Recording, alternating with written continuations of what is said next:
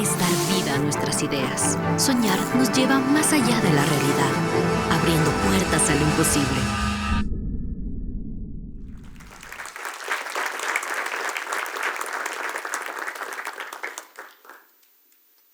Muy buenos días con todos. Mi nombre es Carlos Emilio Larreategui y soy la tercera generación trabajando para esta universidad. Tengo la suerte y la responsabilidad de poder contribuir a este gran proyecto que, como ven aquí, llevo en la sangre desde el primer día. Siempre ha sido un privilegio tener un padre que desde niño me hablaba de su trabajo, a veces con la frustración natural de las grandes ambiciones, pero por lo general con gran amor, ilusión y entusiasmo. No solo mi padre, sino mi abuelo, Carlos Larreategui Mendieta, fundador de esta universidad, guiaron mi camino desde la infancia. Primero con él y después con papá, aprendí lo que es el amor por el trabajo y la entrega con propósito a algo más grande que uno, el amar lo que haces. Nunca he de olvidar durante mis vacaciones de colegio, acompañarle a mi abuelo al trabajo, quien a sus más de 80 años caminaba desde su casa en la avenida 12 de octubre, para los que son de Quito, hasta la avenida Colón, donde en ese entonces se encontraba el único campus de la UTLA. Al llegar saludaba con las personas que se iba encontrando, con un abrazo, un gesto cariñoso. Pero había algo que se me quedó grabado en la memoria. Y eran las veces que caminando junto a mi abuelo por los pasillos de la universidad se encontraba con alguna basura en el piso, algún envoltorio de caramelo, algún recibo arrugado que había quedado por ahí. Y sin pensar dos veces, a su avanzada edad se agachaba, lo recogía, lo ponía en su bolsillo hasta encontrar un basurero donde lo pueda depositar. Años después, y todavía hoy, veo a mi padre imitar este gesto sencillo, pero que expresa un profundo amor por el trabajo y por esta organización. Esto me lleva a proponer el tema que quiero compartir con ustedes hoy, estrategia empresarial. Sé que quizá nada suena más lejano al amor y al amar lo que haces que estrategia empresarial, pero estoy convencido de un vínculo intrínseco entre las dos. No se trata de hacer cosas grandes, sino de hacer cosas pequeñas con gran amor. Esta es una frase de la Madre Teresa de Calcuta que siempre me ha impactado por su sabiduría y su profundidad a pesar de lo corta que es. Y por eso hoy les quiero hablar de gestión y estrategia, porque creo firmemente en la administración como mecanismo para producir cambios positivos en la sociedad. Porque la gestión, a diferencia de la facilidad con la que se le pinta hoy en las redes sociales, requiere ponerle amor, paciencia y mucho empeño al quehacer diario, a las pequeñas cosas que van convirtiendo los grandes sueños en realidad. Para avanzar, hablemos de disrupción. Este es un término del cual hemos abusado un montón hoy en el mundo contemporáneo. Todo es disruptivo, todos somos disruptores, pero que en realidad significa algo muy preciso y específico. La disrupción es un proceso en el cual una empresa más pequeña o una organización más pequeña y con menos recursos logra desafiar exitosamente a una empresa más grande y establecida. Esencialmente de la historia que conocemos de David y Goliat. Y para entender esto un poquito más, quisiera presentarles a Clay Christensen. Clay murió en el 2020, pero llevó una vida tan fructífera que su impacto se sigue sintiendo en el tiempo. Además de ser un hombre profundamente creyente, jugador semiprofesional de básquetbol por una parte de su vida y graduado de Harvard y Oxford, Clay fue profesor de Harvard Business School y es considerado por muchos el académico más influyente en el campo de la administración. Pero sobre todo Clay amaba lo que hacía y pudiendo haber tomado trabajos mucho más lucrativos en la banca o en el sector de la consultoría, dedicó su vida a la academia, a la enseñanza y a impulsar las ideas que ayudarían a las empresas más grandes del mundo a atender mejor a sus clientes. Estos 2 últimos años tuve la inmensa suerte de estudiar en Harvard y trabajar y involucrarme en el centro que fundó Clay, aprendiendo de quienes hoy impulsan sus ideas. ¿Por qué les hablo de Clay? Porque Clay desarrolló la teoría de la disrupción. Él creó este término del que tanto hablamos hoy. Y con ello acuñó este término que es innovación disruptiva. Para entender esto un poquito más, veamos el iPhone 16 Pro Max. Y aquí quisiera pedir un poco de ayuda del público. Levanten la mano quienes tienen un iPhone. Un montón, creo que es prácticamente 2/3 del auditorio. Gracias. Ahora les hago otra pregunta, no solo a los que levantaron la mano, sino a todos. Dense un minutito para leer estas especificaciones técnicas del último iPhone y levanten la mano si saben lo que cada una de estas hace. Yo, por cierto, no tengo idea, pero dense un minutito y levanten la mano si saben lo que absolutamente todas estas hacen. Seguro habrá algunos. Muy poquitos. Ahora una última pregunta. Aquellos que levantaron la mano, si me ayudan volviendo a levantar la mano, si es que están convencidos de que necesitan cada una de estas capacidades técnicas en su teléfono en el día a día. Es decir, necesitan cargar en su teléfono cada una de estas habilidades para llevar a cabo su vida cotidiana. Si es que es así, por favor, levanten la mano. Nadie de un gran público. Esto que estamos viendo es justamente lo que Clay denominó innovación sostenida, que es distinta de aquella disruptiva y que construye sobre lo existente de un producto, superando así de a poco como hemos visto, lo que el usuario promedio necesita, llegando a veces a extremos absurdos. Este es un fenómeno que vemos en todas las industrias. Todas las industrias buscan construir sobre el existente y ofrecer cada vez más. Lo vemos en la industria de las computadoras, la industria de los vehículos.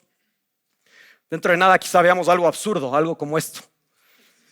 Y por supuesto las empresas no es que hacen esto por tercas o tontas, sino porque es sumamente lucrativo. Pero además porque han construido todo su sistema de operación para lograr exactamente esto, para satisfacer una visión cortoplacista impulsada por sus inversionistas. Una visión que busca enfocarse en lo que ya son buenas y desatender la posibilidad de desarrollar nuevas capacidades. Quizá viendo estos logos les suene conocido. La innovación sostenida, la que construye sobre el existente, si bien es necesaria, es una receta para el fracaso en el largo plazo, como lo fue con estas compañías. Pero al mismo tiempo es una oportunidad.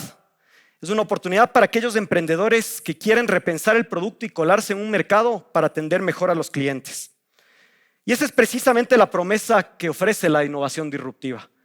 Regresemos a este gráfico desarrollado por Clay. Si se fijan a la derecha, donde está iluminado, vemos una campana de distribución normal.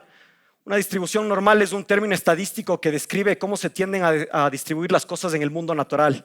Por ejemplo, en un bosque de árboles de la misma especie, la mayoría de árboles van a ser más o menos de la misma altura, en torno a ese promedio que está en la mitad, donde está la cúspide de esa campana. Y habrá unos poquitos muy chiquititos o muy grandotes que están en las colas, pero la gran mayoría se concentra en ese medio. En este gráfico de Clay, esta campana de distribución normal representa un mercado de clientes y su demanda por ciertos atributos. En el extremo superior, donde está iluminado, está la cola más exigente, los que levantaron la mano al final, que es la gente que realmente quiere lo mejor de lo mejor y está dispuesto a pagar mucho. Y aquí es donde se enfocan las empresas, porque justamente es a quien más pueden cobrar. Pero el problema es que en el centro es donde se concentra la mayoría del mercado. Usuarios como los que estamos aquí, los que no levantamos la mano, no teníamos idea de lo que significan esas especificaciones. Y nosotros no pedimos el teléfono de miles de megapíxeles o con 5 chips o la posibilidad de usarlo bajo el agua. Queremos un teléfono sí bueno, pero con características básicas que satisfagan nuestro día a día y sobre todo que sea pagable, que podamos comprarlo. Y ese precisamente es el problema, que las empresas empiezan esta trayectoria de innovación sostenida, la que construye sobre el existente, y poco a poco empiezan a superar lo que el usuario promedio necesita. Es un problema porque la mayoría de nosotros solo pedimos el ritmo de avance de la línea punteada, que es un ritmo sí de mejora, esperamos que mejoren los productos, pero no necesitamos ese cambio vertiginoso y sobre todo no queremos pagar precios excesivos. Pero al seguir la trayectoria de innovación sostenida, poco a poco empiezan a salirse del promedio, llegando a extremos de enfoque solo en la cola superior. Es ahí donde surge la oportunidad de la disrupción, la oportunidad de repensar el producto y cómo se está atendiendo al cliente para descifrar una forma de ofrecer lo realmente necesario a un costo que todos podamos pagar.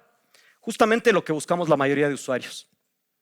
Si pensamos en la primera cámara digital o el primer teléfono inteligente, eso fue innovación disruptiva. Pero claro, la innovación disruptiva, aunque eventualmente llevará ese producto a un lugar mejor, empieza en un lugar muy pobre. Al repensar el producto, arranca en un espacio que pocas personas van a prestar atención. ¿Quién se hubiera comprado esta cámara digital? Probablemente no entraba ni en el carro de ninguno de nosotros. Y ese justamente es el secreto, que al repensar completamente las cosas, empieza en un lugar tan débil que nadie va a prestar atención, ni los clientes, ni las empresas que ya compiten en esa industria. Y esto deja cancha abierta para que el disruptor, el emprendedor que sueña en grande, empiece a mejorar su producto sin la presión del mercado. Ese producto que empieza en un lugar muy débil, si se fijan aquí por debajo de la línea punteada donde estamos la mayoría de usuarios, empieza una trayectoria de mejora continua, poquito a poco, acercándose a un lugar donde realmente llega a satisfacer las necesidades del mercado y a la vez cuando ya es muy tarde para que el resto de competidores entren a jugar en ese espacio. ¿Cuál es el secreto? Que al ser emprendedores empiezan con una estructura de costos muy chiquita, no tienen ni la misma cantidad de empleados, ni la misma infraestructura, ni las necesidades de gasto de las grandes empresas. Y por ende pueden pasar esos ahorros al usuario final, produciendo así no solo un producto superior, sino a un precio más barato. Y esto les permite rápidamente tomar mercado y vencer a las compañías que ya están muy tarde para entrar en ese juego, como decía. Aquí vemos algunas de las marcas víctimas de la innovación disruptiva. Estoy seguro de que reconocerán a muchas marcas queridas y recordadas, pero que no supieron reconocer su propia incapacidad de innovar y sobre todo no se dieron cuenta de que había otros haciéndolo mejor que ellos. Y por si todavía no he logrado dejar en claro la importancia de este fenómeno, miren ustedes este gráfico que muestra los cambios en el índice SP500, que es un índice que agrupa las 500 empresas más grandes de los Estados Unidos, valoradas en nada menos que 46 trillones de dólares. Decenas de empresas que terminaron perdiendo su posición competitiva por su incapacidad de innovar y otras decenas que se colaron y ganaron una posición de dominancia por soñar en grande y darse cuenta de la oportunidad. Por supuesto, no es que atribuyo todos estos cambios a la innovación disruptiva, pero de lo que sí estoy seguro es que si estas empresas, las que terminaron saliendo y fracasando, habrían reconocido la oportunidad de la innovación disruptiva y la amenaza de otros que venían haciéndolo mejor que ellos, habrían podido sobrevivir en el tiempo. La disrupción presenta una oportunidad tanto para empresas establecidas como para emprendedores. Entender la teoría de la disrupción es importante para los primeros porque les permite identificar sus propias debilidades y prepararse mejor para el futuro. Y es importante para los segundos porque les guiará en el camino para identificar espacios en los que se puedan colar y así atender mejor a los usuarios que están desesperados por algo mejor y que puedan pagar. La disrupción es un ciclo constante que presenta oportunidades de manera continua. Hay que estar atentos porque siempre hay oportunidad en este ciclo y que se da por tres condiciones muy puntuales. Son justamente estas tres las trampas a las que deben prestar la atención las empresas establecidas para no fracasar. Primero, el cortoplacismo imperante en nuestro sistema capitalista moderno.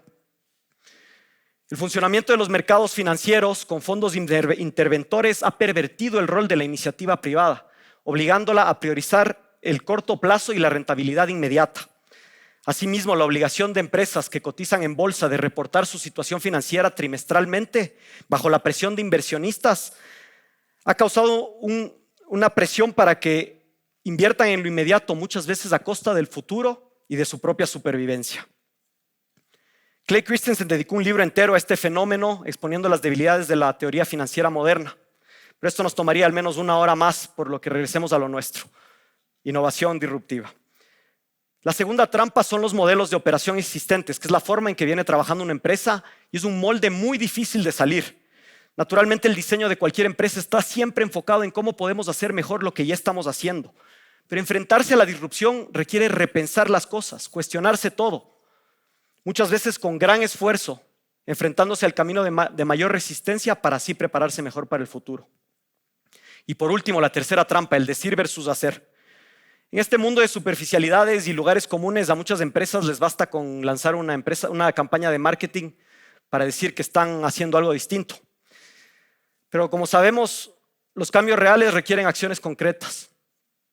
Si nos llamamos sostenibles, estamos cuestionando qué implicaciones tiene nuestra producción. Si nos llamamos innovadores, estamos cuestionando cómo podemos mejorar dejando atrás el pasado. Creo que no necesito ahondar mucho en este problema para exponer su gravedad. Como decimos en estas latitudes, hay que mojarse el poncho. Si bien la teoría de la disrupción, como he tratado de exponer aquí, es importante para las empresas, creo que es absolutamente fundamental para nuestras vidas personales.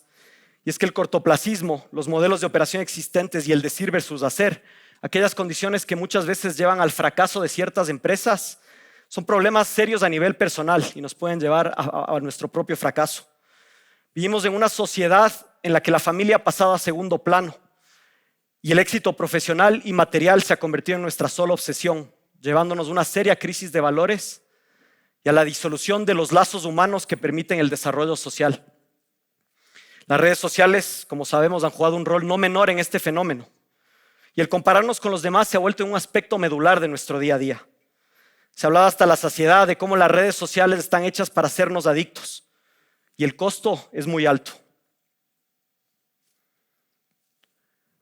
Y es que el cortoplacismo, al igual que con muchas empresas, nos empuja a enfocarnos en el rédito inmediato, muchas veces llevándonos a descuidar lo que realmente importa: la familia, los amigos, la salud, aquellas cosas que nos sostendrán en el largo plazo, aquellas cosas que si invertimos en ellas hoy, estarán ahí cuando seamos viejos y frágiles.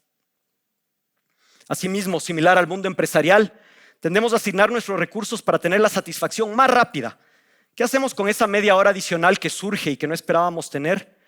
Llamamos a un amigo o un familiar, leemos un ratito o nos enchufamos en una pantalla en soledad a obtener falso bienestar.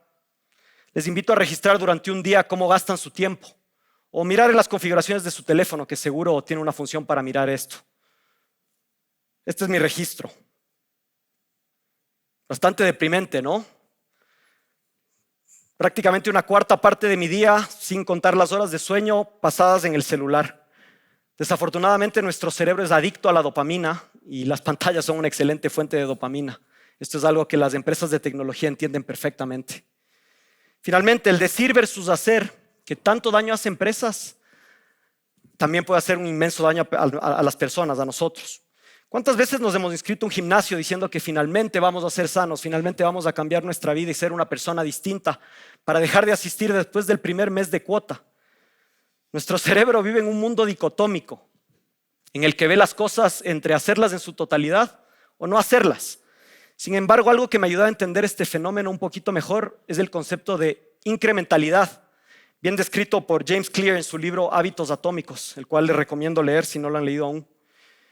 En su libro, Clear explica que la disyuntiva no es hacer una hora de ejercicio o no hacer ejercicio. La disyuntiva es hacer ejercicio, así sean 5 minutos, o no hacerlo. Y así con todo. Si no tienes